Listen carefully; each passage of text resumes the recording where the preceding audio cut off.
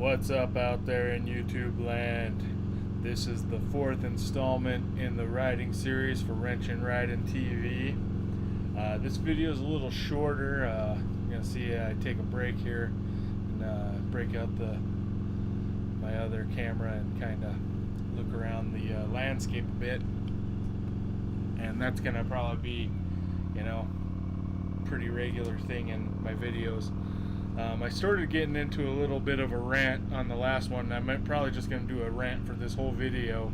So if you want to wait until next week to get to the fourth day of creation, go ahead. But I'm going to rant and have some valuable information in here, I believe. Going to be talking about what I was kind of touching on with the different feasts of the Lord and the Tabernacles, Trumpets, Day of Atonement, Pentecost, First Fruits, Hanukkah. So that is right at the end of the last video. I was saying that in the New Testament, Jesus referred to coming back at the time that no one could tell, in our Christian religion, the way that I was led to believe what he was talking about, and I'm obviously paraphrasing here, was no man's gonna know when he comes back, and preachers preach that all day on Sunday, which is not the Sabbath, and tell you this all the time. Well, that's part of the cultural thing that I was promising to get to. It was kind of a reference to one of their festivals, actually, to a feast.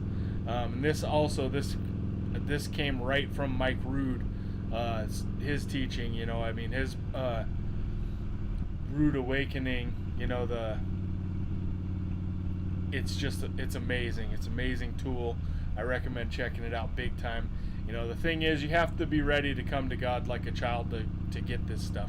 Because if you go in there with the mindset that you know everything and you've been doing it this way for 30 years or whatever, and your parents did it this way, so this is the way, well, that's wrong, okay? Jesus said you got to come to me like a child. You better come ready to learn. You better come ready to absorb the information. And he's done a great job of getting some of it out there. And I just can't say enough good things about the stuff that he's doing. But it's he was actually born in the tabernacle, the Feast of Tabernacles. Jesus, Yeshua. And that is written in the Bible. If you read it, you can actually see, they were going to their town, and you're taught that they were going for a census to do this and that. Well, they were tabernacling, which basically is a time where all the men build a tent and have to live in a tent, is what I understand it as. Basically, they have to go camping, tabernacling for the Feast of the Lord. And Mary did not have to participate in this living in a tabernacle, because it's not, I don't believe the women have to do it. But that's something in their culture that you could go to church for 20 years as a Christian, go to church, and they're not going to talk about that. I don't know. I never heard it from any pastor, or I tend to study Baptist or Protestant type of Christianity before I got to the realization of what actually is written in the Bible versus what is common misconceptions and what's taught. And that's the thing. I'm spending my time now trying to figure out the real truth.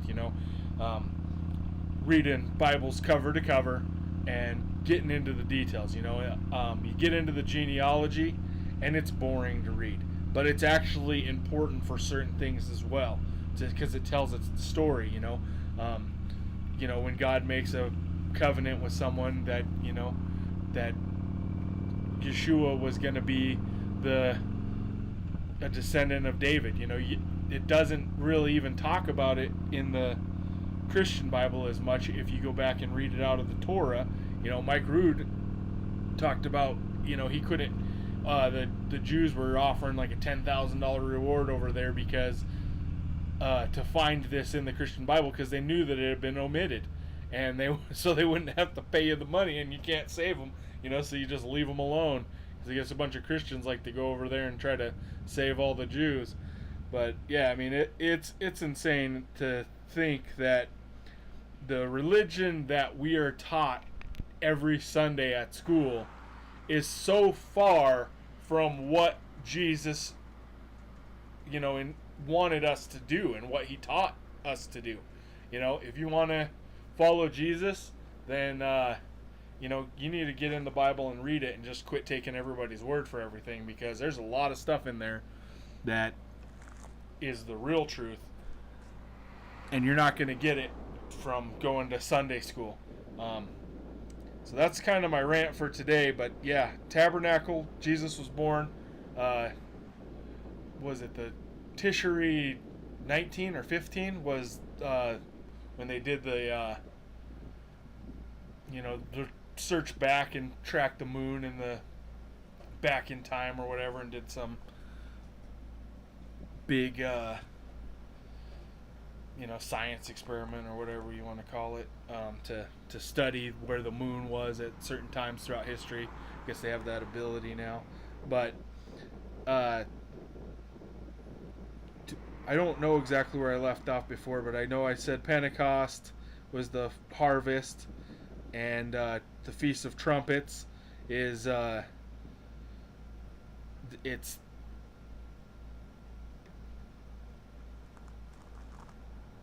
the late season,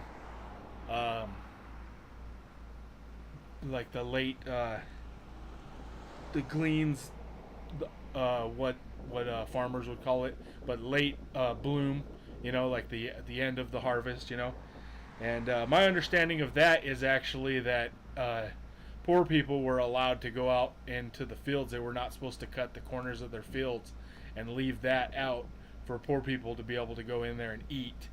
That, which is a good way to take care of your neighbor. And that's another thing at the church, like everybody wants to complain about the welfare system and stuff, and it's, the church needs to step up and help people out, and they do a lot, but there's a lot of people out there that abuse those systems, and abuse the ability to be a tax-free organization, and they're not putting it back in the community. So do your research before you start sending anybody a check.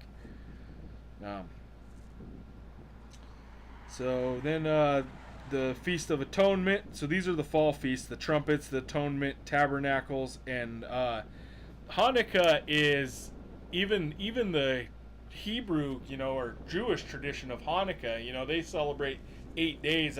It's not super common knowledge in Christianity, what the whole Hanukkah is. I don't think it's even real common knowledge taught to Jews, but the 8 days of celebrating the 8 days of candles makes a lot less sense than celebrating the Maccabees kicking the Greeks out of their temple and re-cleansing the temple. So I can't get into a whole bunch of stuff right now. I'm about out of time, but yeah, that's another thing to look up, Hanukkah.